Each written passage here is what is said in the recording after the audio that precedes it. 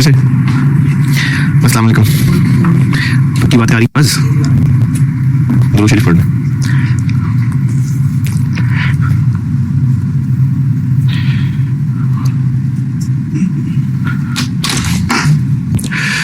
Text किया था last class में, मैंने हेडिंग दी थी कि हम डीसीएफ क्वेश्चन में मुश्किलें डालने लगे।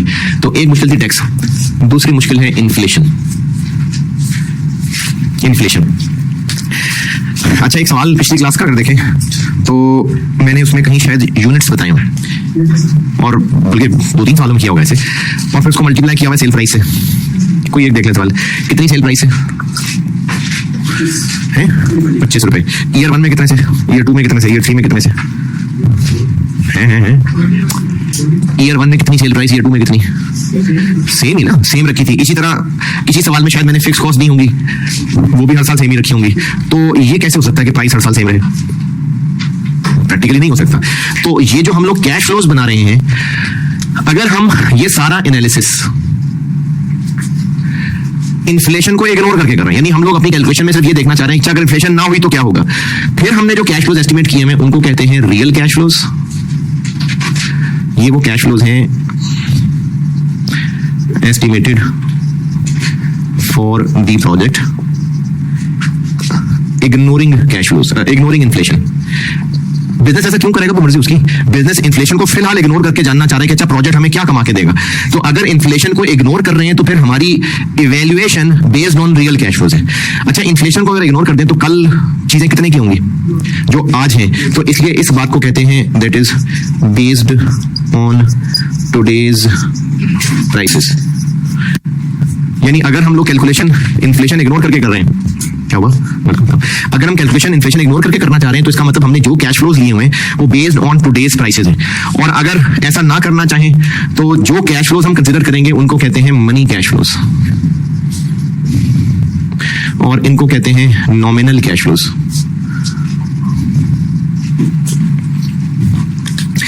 यानी वो कैश फ्लोज जो इन्फ्लेशन को इनकॉर्पोरेट करके निकाले जा रहे हैं।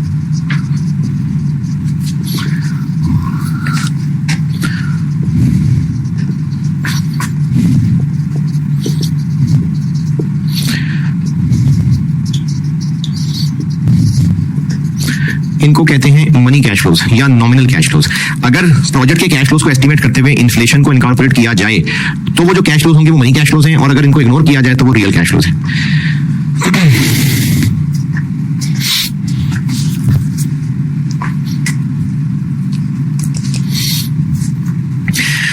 अच्छा, अगर हमारी फिगर्स एस्टिमेटेड इग्नोरिंग इन्फ्लेशन है और हम उनमें इन्फ्लेशन भरना चाह रहे हैं, तो उन्हें हवा भरना चाह रहे हैं, तो उनमें हवा भरें कैसे?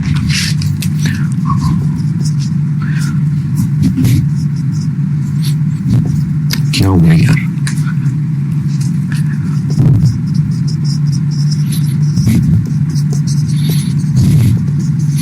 अगर कैश फ्लोज में इन्फ्लेशन भरनी हो तो कैसे भरी जाए?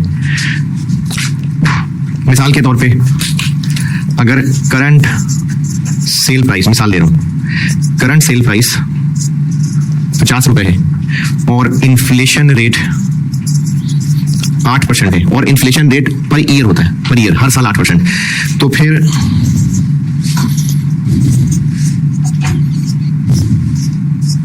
ये कैसे निकालेंगे? 50 रुपए में 8% बढ़ाते जाएंगे, और 8% बढ़ाने का मतलब है कि 50 रुपए को 8, तो क्या बन गया? 54। फिर अगले साल महंगाई 50 से आगे चलने की, 54 से आगे, 54 से आगे, तो 54 को फिर 8% महंगा कर देंगे, 58.32, और फिर अगला साल इससे आगे चलेगा 62.98, चलिए 99। तो इस तरीके से इन्फ्लेशन भरनी है प्राइसेस के अंदर।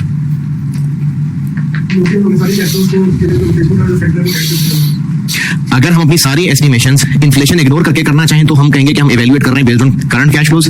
इसको करंट कैश फ्लोज भी कह सकते हैं कि अभी इस वक्त जो प्राइसेस हैं उनके हिसाब से। टुडेज प्राइसेस को करंट प्राइसेस भी कह सकते हैं। और अगर हम अपने एनालिसिस के अंदर कैश फ्लोज में इन्फ्लेशन भर के चलना चाहें तो वो कहलाएंगे कि हम नॉमिनल कैश फ्लोज की बेस पे इवैल्यूएशन कर रहे हैं। तो इन्फ्लेशन कैसे भरनी है? ऐसे भरनी है।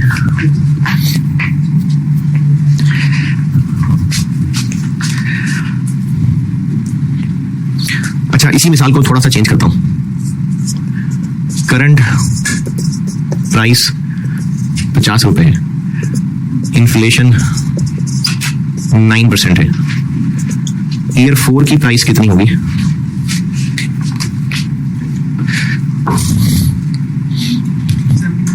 कैसे? 9% कितनी दफा हवा भर दे? 4 दफा। तो 50 रुपए 1.09 4 दफा कितना बन गया? 70.58। तो हम एक एक करके सीढ़ी भी चढ़ सकते हैं और डायरेक्ट छलांग भी लगा सकते हैं, डिपेंड करता है सवाल में क्या जरूरत है।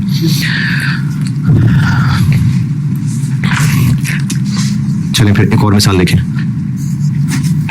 ये दोनों मिसालें ओके। चलें एक और मिसाल।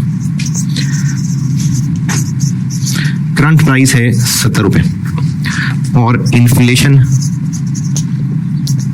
ईयर 1 में हमें उम्मीद है कि 7% होगी, ईयर 2 में उम्मीद है कि 9% होगी, ईयर 3 में उम्मीद है कि 5% होगी। ईयर 3 की प्राइस कितनी?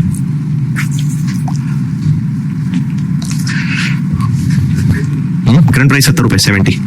तो ईयर 3 में महंगी होकर प्राइस कितनी हो चुकी होगी?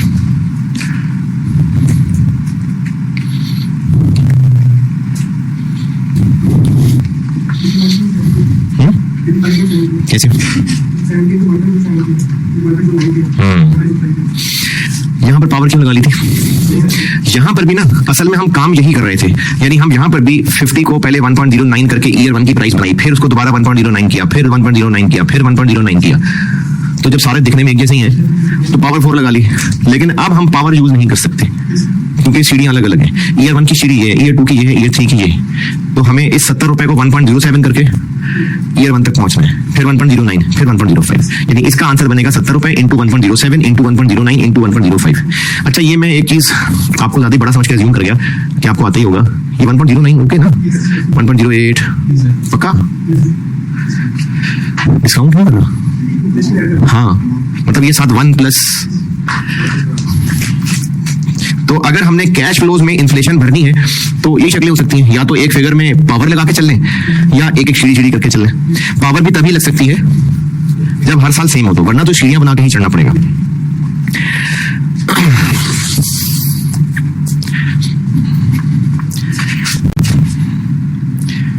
चलें एक सादा सा सवाल ही कर दें।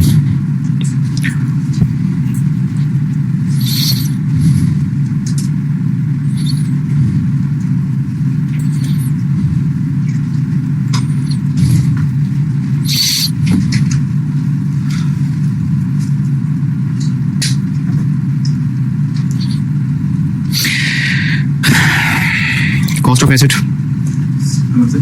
जी जी जी जी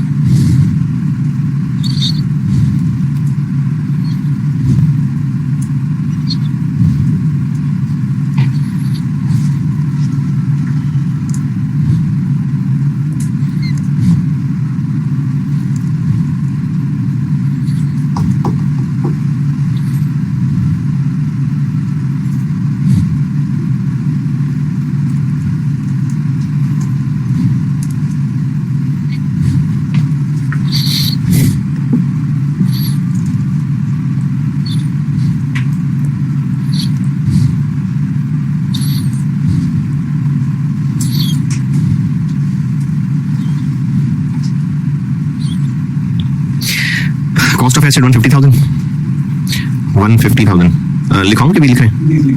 कॉस्ट ऑफ प्लांट है 150,000, लाइफ 4 साल।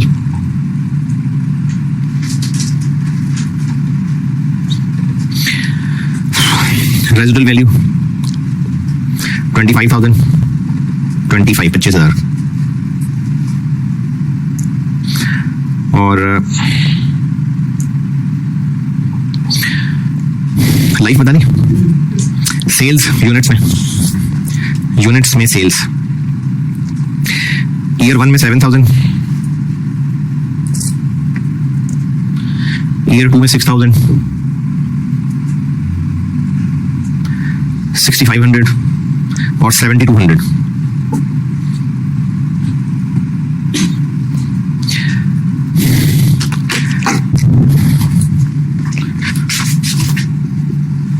उसके बाद ये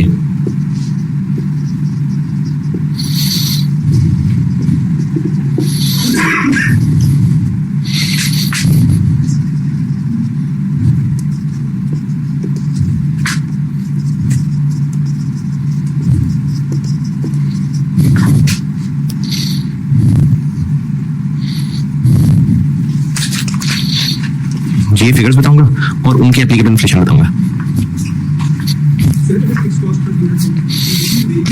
फिक्स्ड कॉस्ट पर यूनिट हो तो वो भी वेरिएबल होगी, खुद सोचें इस पर हंसे क्या कह रहे हैं। हाँ, तो फिर उसको फिक्स कॉस्ट क्यों कहेंगे? मतलब नाम ही देना है तो अक्रम नाम दे दें उसको, फिक्स कॉस्ट का नाम क्यों दे रहे हैं? अगर यूनिट्स के साथ चेंज होना है तो फिर फिक्स कॉस्ट किस बात की है वो? फिर भी अगर जबरदस्ती सवाल वाले ने फिक्स कॉस्ट पर यूनिट दे दी है तो फिर सवाल वाला ही गाइड करेगा कि वो पर यूनिट किन यूनिट से डिवाइड करके निकाली हुई है, फिर रिवर्स करके टोटल जाना पड़ेगा। ये लिखा। अच्छा, सेल प्राइस कर लें 15 रुपए 15, वेरिएबल कॉस्ट कर लें 7 रुपए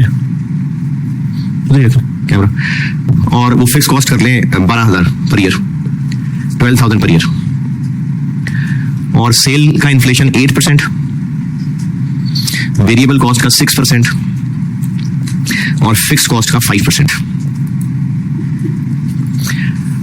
टैक्स रेट 30% है, tax rate 30%। Tax depreciation 25% reducing balance, 25% reducing balance.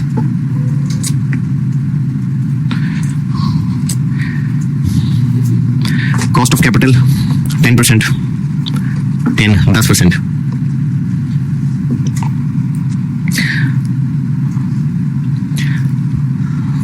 जरा रिकैप हो जाएगा।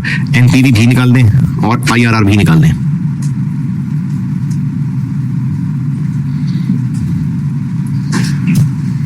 और पे बैक भी निकाल लें।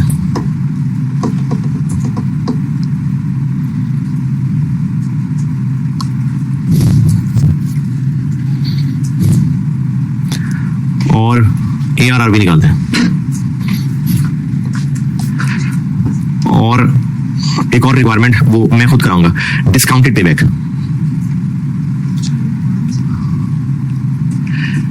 चलें 5 चीजें करते हैं, 4 आप करते हैं, 5 ही मैं करता हूं, लेकिन उससे पहले मगरिब पढ़ लें।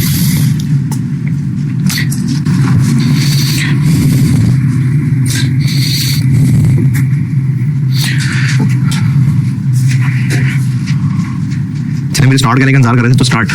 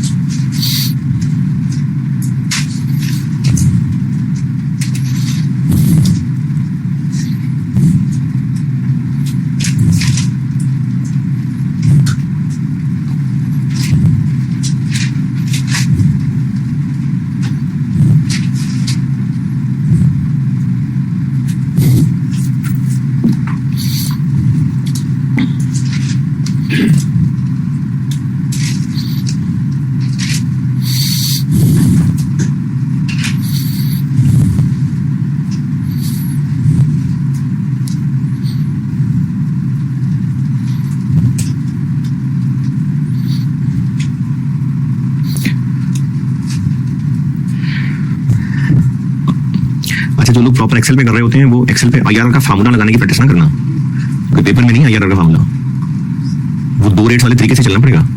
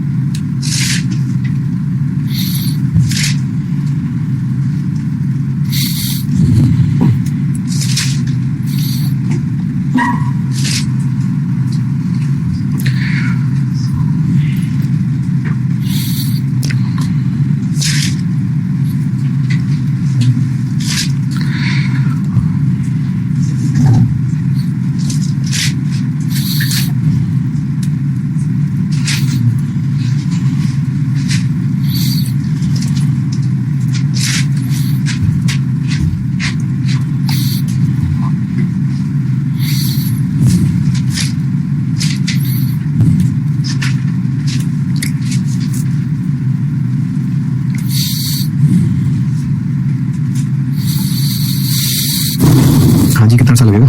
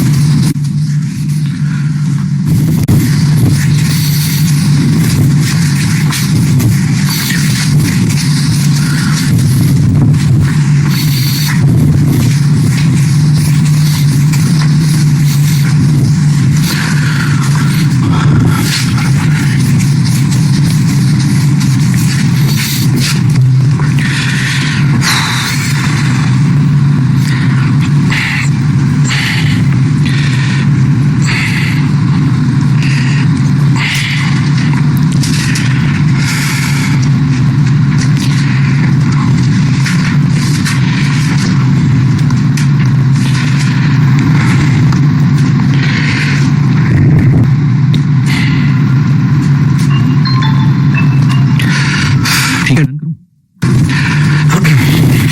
एनपीवी और आईआरआर कैश फ्लोज तो यही बनेंगे, और पे बैक के लिए भी ना चाहिए तो कैश फ्लोज वो भी यहीं से काम चलेगा, और एआरआर थोड़ी डिफरेंट चीज है, लेकिन उसके लिए भी बेस यही सारी मेहनत है। तो हम एनपीवी का सवाल सॉल्व कर रहे हैं। 0 1 2 3 4 यूनिट्स मेंशन करते ताकि इसका इस्तेमाल हमने करना है तो वो हम बता रहे होंगे, रेफरेंस दे रहे होंगे। 7000 6000 6500 7200 ये लिख के दिखा दिया कि जी यूनिट जो तुमने दिया ना वो ये है।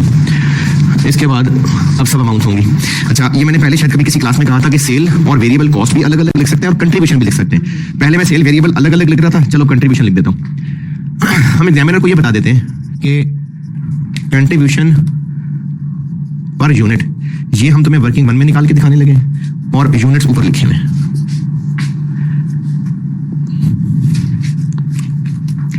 ये वर्किंग वन, ये एक्सेल पे भी और सब प्रेजेंटेशन यही है। करंट गिवन है ना 1 2 3 4। कंट्रीब्यूशन निकालनी है यानी सेल प्राइस और वेरिएबल कॉस्ट। तो अभी इस वक्त कितनी है सेल प्राइस 15 और वेरिएबल कॉस्ट 7। अब हम ना एग्जामिनर को बताने लगे हैं कि ये जो सेल प्राइस है इसने महंगे होना है 8%, तो वो हम कहेंगे कि एल वाई यानी लास्ट ईयर इंटू 1.08, ये अपनी वर्किंग समझा रहे हैं एग्जामिनर को, और एल वाई इंटू 06। और जो लोग एक्सेल पे कर रहे हैं वो भी उनको भी बताता हूं, और जो कैलकुलेटर पे कर रहे हैं इस फिगर को इन्फ्लेट करना है ना तो लिखें 15, कैलकुलेटर वाले इक्वल दबा दें, बहुत इक्वल। अब लिखें इंटू 1.08 इक्वल दबाते जाए 16.2, अच्छा आगे 13.89 20.40 41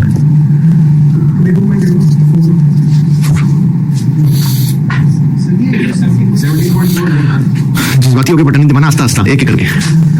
पहले 15 लिखें, इक्वल दबाएं, उसको करते हैं 1.08 से मल्टीप्लाई, और फिर आस्ता आस्ता सबर सबर से इक्वल दबाते जाएं। पहले 16.2 है, फिर 17.5 9, और राउंड ऑफ का मसला कोई मसला नहीं होता। अगर आप इसको 2 समथिंग चल रहा है लिखना है, लिख दें 2 तक रुकना है, रुकना है, कोई मसला नहीं है।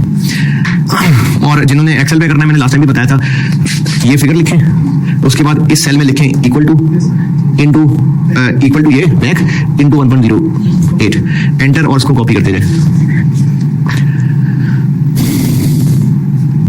15 लिखा, उससे अगले सेल में जाए, equal left arrow into 1.08 equal enter. अब इस सेल को आगे कॉपी कर दें, वो ये खब्बे पासे वाले को खुद ही इन्फ्लेट करता जाएगा। अच्छा, इसी तरह 7 लिखें, इक्वल दबा दें, इंटू 1.06 और इक्वल दबाते जाए 7.42 87 84। और एक्सेल पे करना है तो इस सेल में 7 लिखें, equal left arrow into 1.06 enter, और फिर उसको कॉपी कर दें आगे। अच्छा, हम 8 रुपए को ही क्यों ना इन्फ्लेट कर लेते? 8 रुपए, क्योंकि रेट डिफरेंट है। अगर रेट एक ही होता ना तो बिल्कुल हम 8 रुपए को इन्फ्लेट कर लेते, तो इनका डिफरेंस ले लेंगे तो वो आ जाएगा कंट्रीब्यूशन पर यूनिट 8.78 9.63 10.56 56। तो हम प्रेजेंट ये कर रहे हैं कि ये हमने निकाल दी कंट्रीब्यूशन पर यूनिट, और इनटू ये करने लगे तो अब वो मल्टीप्लाई करके ये आंसर आ जाएगा जी। 6 दोबारा से पॉइंट 6 1 डिजिट्स बोले 60 57784 खैर है 5 हो गया, फिर 68 68 68 631 83304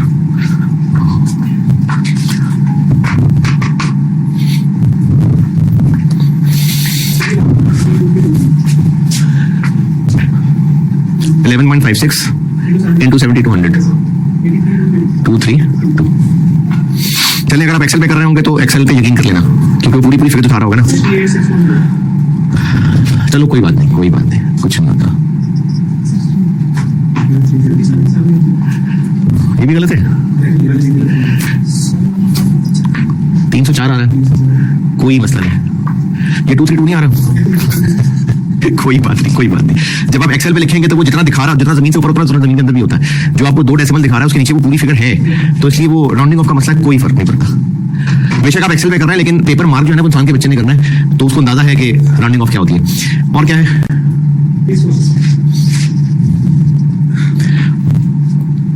फिक्स कॉस्ट है अभी तो 12,000 और इसने इन्फ्लेट होना है कितना, तो हम एग्जामिनर को कह देते हैं कि LY into 1.05। तो पहले साल में आ जाएगा 12,000 को 12,600। अच्छा, इसमें ना हो सकता है कोई दूर बैठे हुए ने सवाल करना हो, सामने वाले ने तो नहीं पूछा। बाज लोग इसको ऐसे समझते हैं कि ईयर 1 तो पहला साल ही तो है, तो इन्फ्लेट तो अगले साल से होना चाहिए। हाँ जी ना, करंट ईयर नहीं, करंट प्राइस कहा था।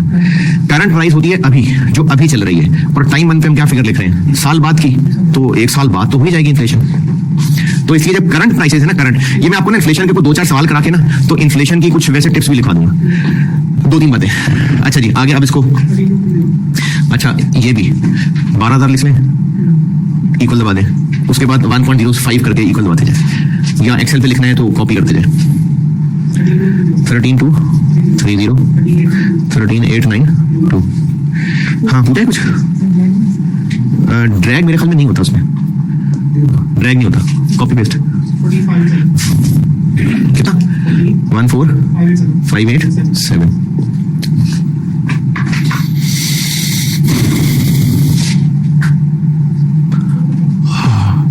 48860 445555 54 डिजिट्स बोले 54738 68645। अभी हाँ, अभी ईयर 1 का स्टार्ट एक्स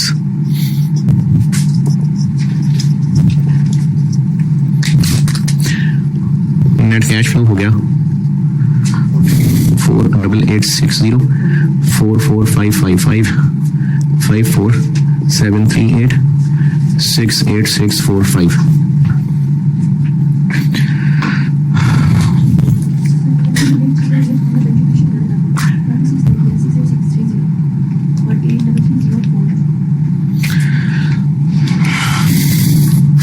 ये ठीक है, कैलकुलेटर पकड़े 10.56 into 6500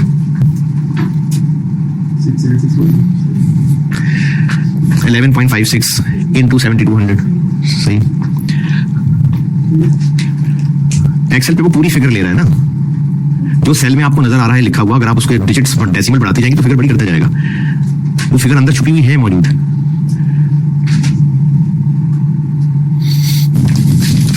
डेप्रिसिएशन और लॉस,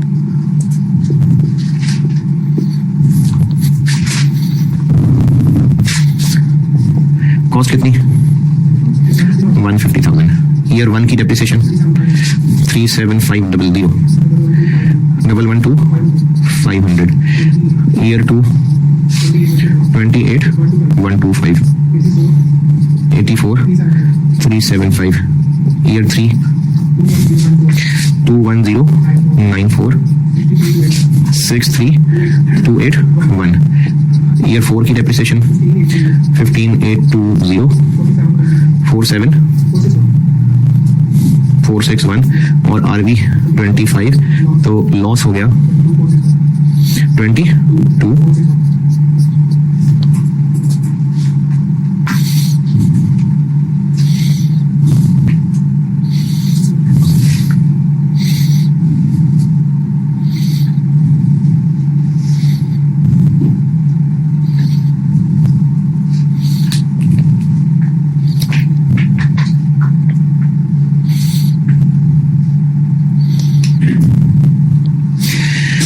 अच्छा, एक्सेल पे तो कॉपी पेस्ट ही करना है, यानी आपने ये फिगर लिखी, इधर आके माइनस ऊपर वाला सेल इनटू 0.25 एंटर, फिर इधर आए दिस प्लस दिस। अब आप इन दो सेल्स को कॉपी करते जाए। अच्छा, नहीं समझ रहे? अच्छा, दुनिया ना बहुत आगे निकल गई है, तो जो अपने आप को पेंडू भी समझते हैं ना, कोई मसला नहीं है, लेकिन ऐसा करें कि एक्सेल पे ना प्रैक्टिस करें, क्योंकि सिर्फ दिल में जज्बा होना कि हाँ मैंने करना है काफी नहीं है, प्रैक्टिस करनी पड़ेगी। तो मैं दोबारा बता देता हूँ, डेप्रिसिएशन इसको लिख लेते हैं यहाँ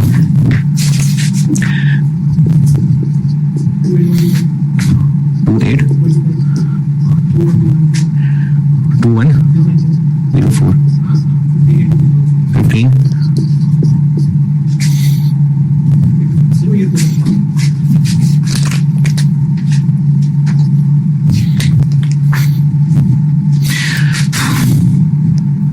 अच्छा, मैं भी ना बहुत देसी आदमी, बहुत ही ज्यादा, गैजेट्स का मुझे कोई शौक नहीं है, लेकिन जब एक्सेल पे काम करना है ना तो फिर वो करना है, तो इसलिए उसमें अपने आप को बहुत ज्यादा प्रैक्टिस करा के एक्सेल आता है मुझे बहुत, तो इसलिए अगर आप सादे आदमी भी हैं तो कोई मसला नहीं है, एक्सेल करना है तो करना है।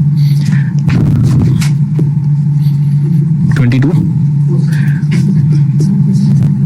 है? मैं एक्सेल पे कराया करूँ, वो छोटी स्क्रीन होगी बहुत, अभी तो मेरे पास बहुत बड़ा बोर्ड है, चल फिर लेता हूँ आराम से।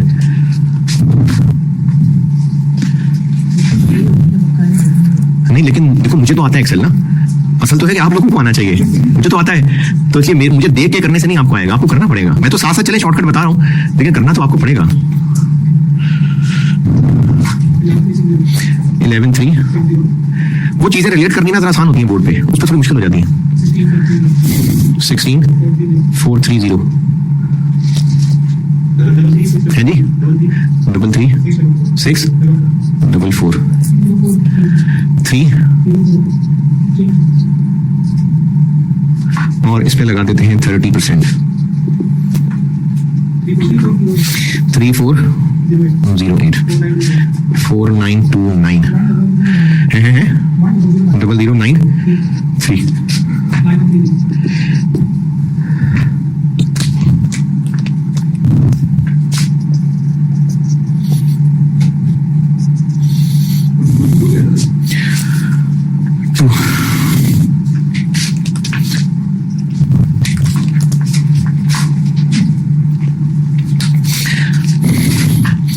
3408 4929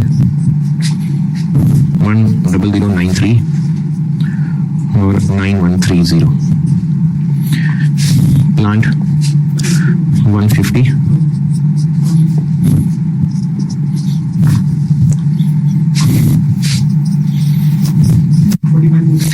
4542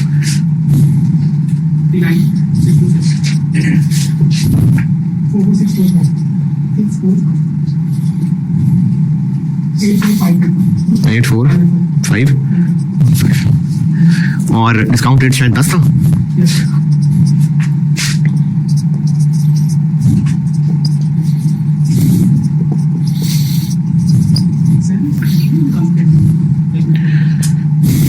लेकिन पेपर में तो एक्सेल पे करना है ना, बिल्कुल कर सकते हैं, लेकिन ये जल्दी नहीं है कि आप इधर लिखा equal to left divided by 1.1 copy copy copy copy copy this into this copy copy copy,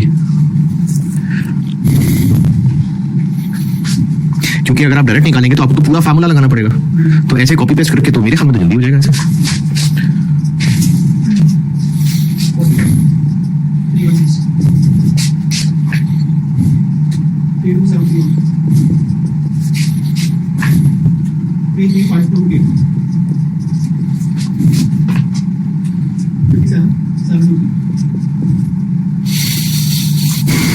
NPV हो जाएगी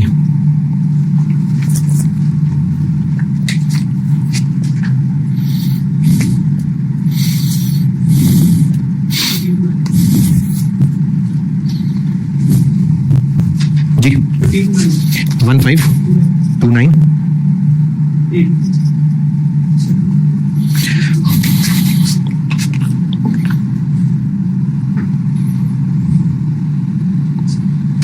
आईसीएमए में ऑनलाइन ही होता है।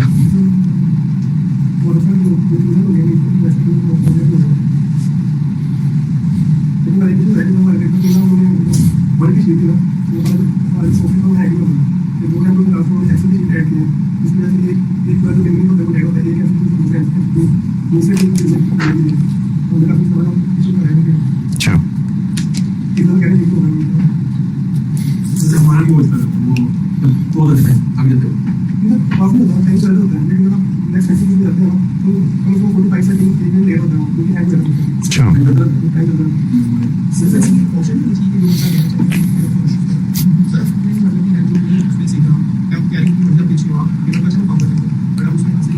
तो करना पड़ेगा ना, मतलब चार्टर्ड अकाउंटेंट्स को आगे आना है ना।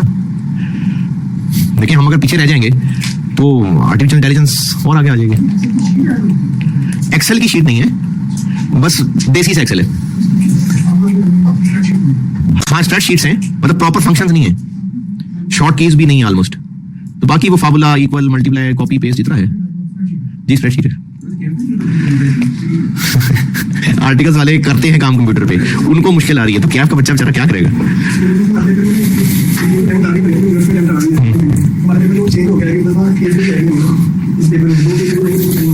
अच्छा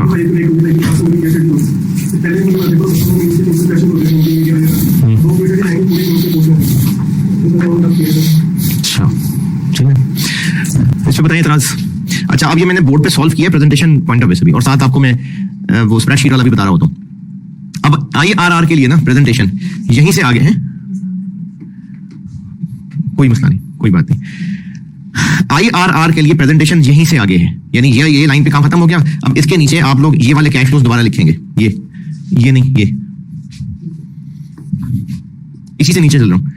150,000 45 452 39 626 44 645 84 515। और अब की बार रेट कुछ और कर लेते हैं। ये मैंने रखा था 10, तो अब आप 15 कर लें, 20 कर लें, 20 कर लिया, चले 1.83 बस पॉइंट, बस दो डेसिमल 694, 2 डेसिमल पे भी कोई मसला नहीं है। 579,482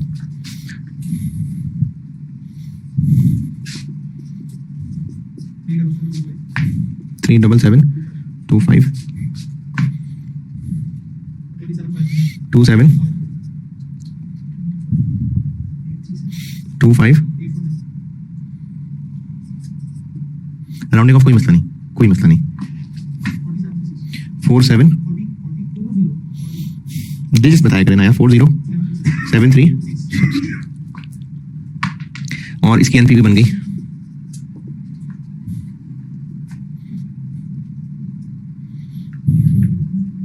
179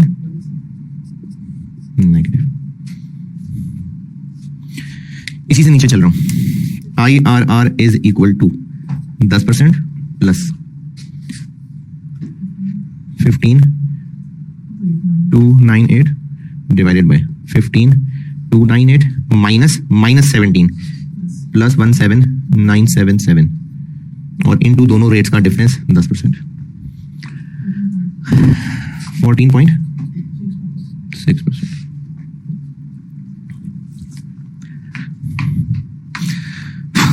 जी यहां तक कोई एतराज?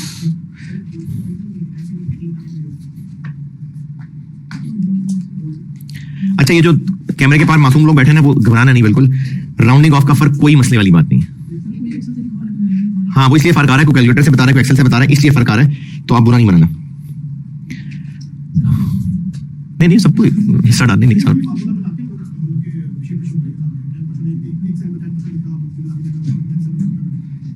मैंने बात समझा आपकी?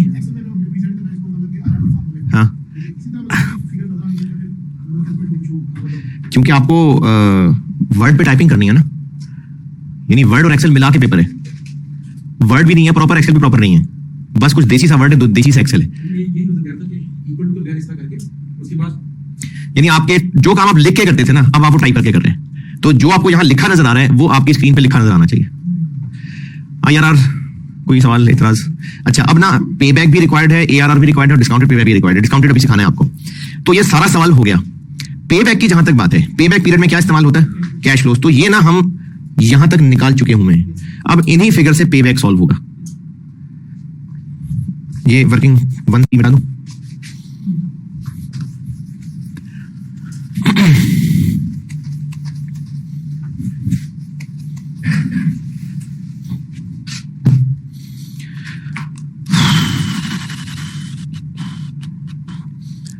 एनपीवी हो गया, IRR हो गया, पे बैक।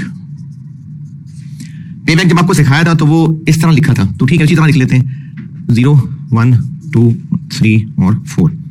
और जो कैश फ्लोज हैं, ये वाले कैश फ्लोज, यानी हम जो सारा सवाल सॉल्व कर चुके नूर, ये जो हम सारा सवाल सॉल्व कर चुके, ये जो नेट कैश फ्लोज है डिस्काउंटिंग से पहले, ये फाइनल नेट कैश फ्लोज है। डिस्काउंटिंग में तो डिस्काउंटिंग आ गई ना, डिस्काउंटिंग से पहले वाले। तो ये जो आखिरी वाले कैश फ्लोज हैं 150 45 452 39 626 446 45 84 515 और इन्हीं का क्यूम्युलेटिव बैलेंस कह लें, क्यूम्युलेटिव कह लें, क्यूम्युलेटिव कैश फ्लो 150 नेगेटिव। इसमें ये प्लस कर लें 104 548 नेगेटिव, ये प्लस कर लें 922, ये प्लस कर लें 2, ये प्लस कर लें 64 238। अच्छा, एनपीवी IRR के पॉइंट ऑफ व्यू से अजम्पशन है कि कैश फ्लोज कब अकर होते हैं? एंड। लेकिन पे बैक की कैलकुलेशन के लिए ज्यादा मशहूर अजम्पशन ये है कि इवनली हो रहे हैं, यानी पे बैक की कैलकुलेशन ज्यादा मशहूर पॉइंट्स में है। वरना अगर हम ईयर एंड पे अज्यूम करें तो पे बैक कितना है? 4, यहां पॉजिटिव हो रहा है आके। और अगर हम इवनली अज्यूम करें तो 3 पॉइंट के बाद वाला कैसे निकालें? 20,277 डिवाइडेड बाय 84,515, जो कि शायद 0.25 के आसपास बनेगा।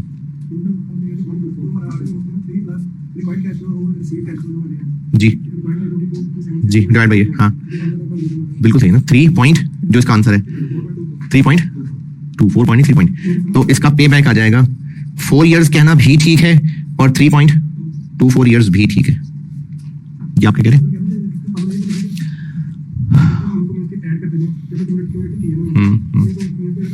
जहां आखिरी बार नेगेटिव था वो ईयर जी,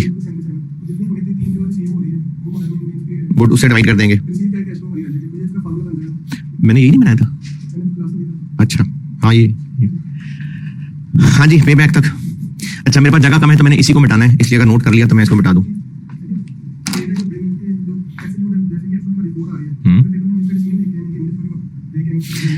जब आपसे पेपर में डिसीजन पूछा होगा ना, तो वो डिसीजन एग्जामिनर ने अपने डिसीजन से मैच नहीं करना, आपके रिजल्ट्स के मुताबिक देखना है। यानी आपसे अगर कोई कैलकुलेशन में गलती हो गई थी, जैसे इस सवाल की रिक्वायरमेंट होती कि सबकी बेस पे एडवाइस कर दें आपसे, और उस फाइनल एडवाइस का 1 नंबर रखा होता, तो आपकी कैलकुलेशन हो गई गलत, आंसर्स गलत आ गए, तो आपकी एडवाइस फाइनल वाले से शायद मैच ना कर रही हो, लेकिन चूंकि आपकी कैलकुलेशन के मुताबिक एडवाइस सही है तो 1 नंबर मिलेगा। क्यूमुलेटिव कैश फ्लोज,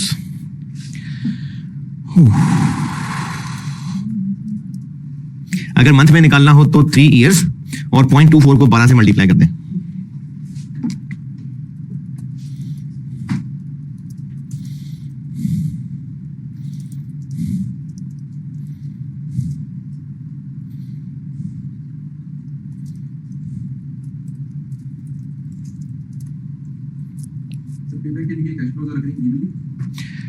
जी, पे बैक के लिए ज्यादा बेहतर है कि इवनली अगर हो रहे हैं तो पॉइंट्स में ताकि आंसर है, और बाकी तो है ही सब ईयर एंड पे। इसी को ना मैं अब डिस्काउंटेड पे बैक सिखाता हूं।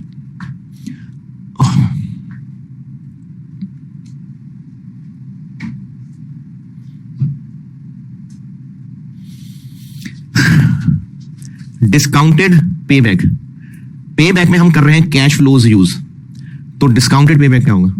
डिस्काउंटेड कैश फ्लोज यूज करेंगे, यानी यही वाला सब ये, लेकिन ये वाले नहीं, ये वाले और ये वाले में क्या फर्क? तो ये किसने लेके दिया है? ये कॉस्ट ऑफ कैपिटल पे है, तो जो कॉस्ट ऑफ कैपिटल है या रिक्वायर्ड रेट ऑफ रिटर्न है, ये उसके मुताबिक निकला हुआ डाटा है। तो पे बैक में ये वाले फिगर्स, डिस्काउंटेड पे बैक में ये वाली फिगर्स, यानी है पे बैक ही, कहेंगे इसको पे बैक नहीं, मुझे तो सारा दोबारा लिखना पड़ेगा ना। चलिए मैं ज़बानी बता रहा हूं, नहीं मिटाता, ज़बानी बता रहा हूं। डिस्काउंटेड पे बैक सब वैसे ही तरीका होगा, बस आपने यहां पर 4552 की जगह 41316 लिखना है, यहां पर 39 की जगह 32 लिखना है, यहां पर 44 की जगह 33 लिखना है, यहां पर 84 की जगह 57 लिखना है। फिर जो पे बैक बनेगा उसको डिस्काउंटेड पे बैक कहते हैं। तो ये आप खुद ही सॉल्व कर लें, डिस्काउंटेड पे बैक। फिर ARR सिखाता हूं।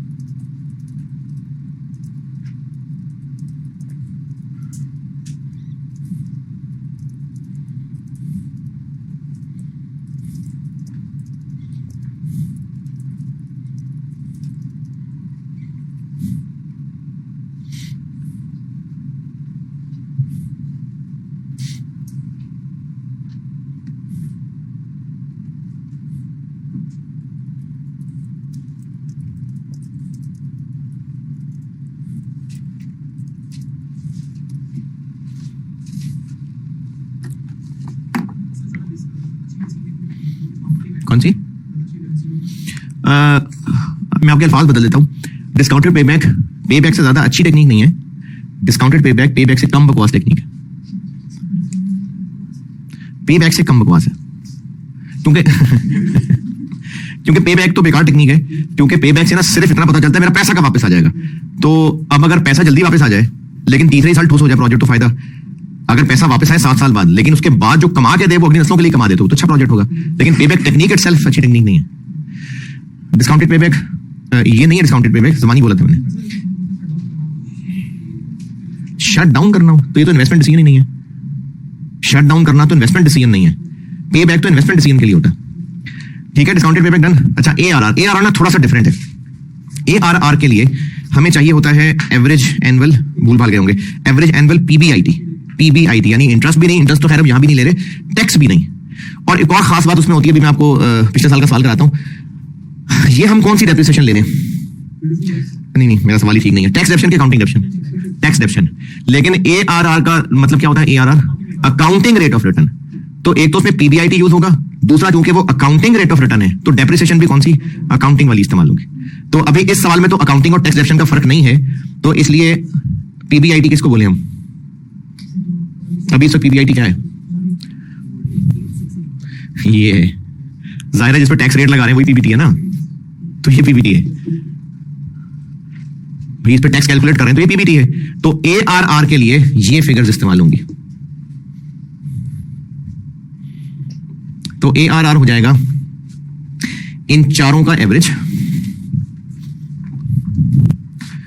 ARR average PBIT divided by investment initial भी हो सकती है और एवरेज भी हो सकती है। मैं वैरायटी के लिए दोनों कर देता हूं। एवरेज एनुअल PBIT ये है क्योंकि टैक्स इन पे कैलकुलेट हुआ है तो ये PBIT है। इंटरेस्ट तो वैसे भी हम नहीं ले रहे होते डिस्काउंटेड कैश फ्लो में, तो ये PBIT ही है। हाँ, इस सवाल में अकाउंटिंग टैक्स फर्क नहीं किया मैंने, तो इसी को अकाउंटिंग डेप्शन कह लेते हैं। ये PBT है, इनफैक्ट PBIT है। तो एवरेज करना है तो इनको ऐड करके 4 में डिवाइड कर लें। नहीं तो बता दें कितनी है काउंटिंग, तो फिर अज्यूम कर लेते हैं ना, अज्यूम कर लेते हैं ये average divide by 4 22,967 divided by initial investment भी कर सकते हैं यानी 150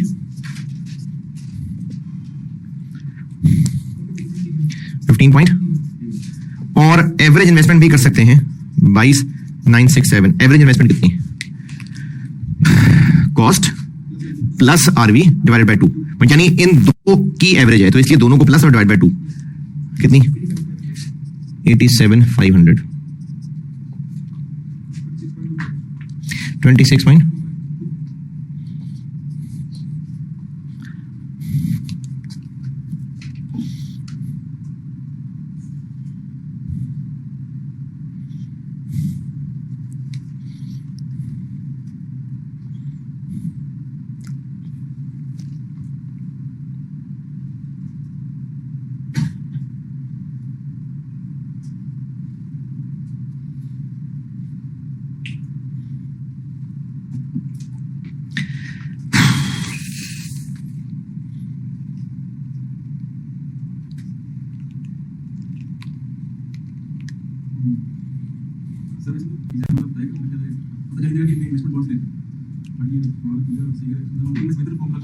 दोनों सही हैं। देखें ARR कैलकुलेट कर लिया, फैसला कैसे होगा, स्टैंडर्ड से कंपेयर करना पड़ेगा ना। तो कंपनी ने स्टैंडर्ड भी फिर अकॉर्डिंगली रखा होगा, यानी ये कंपनी की मर्जी है कि वो किसको बेस बनाना चाहते हैं। अगर कंपनी इनिशियल को बेस बनाना चाहती है तो उन्होंने स्टैंडर्ड भी उसके हिसाब से सेट किया होगा, अगर वो एवरेज को बेस बनाना चाहती है तो स्टैंडर्ड भी वैसे सेट किया होगा। इसलिए इनमें से कोई बेहतर वाली बात नहीं है, कंपनी की मर्जी। अच्छा 5 पेपर का सवाल करते हैं तो मैं लेक्चर 10 कर लेता हूँ, लेक्चर 9 बस।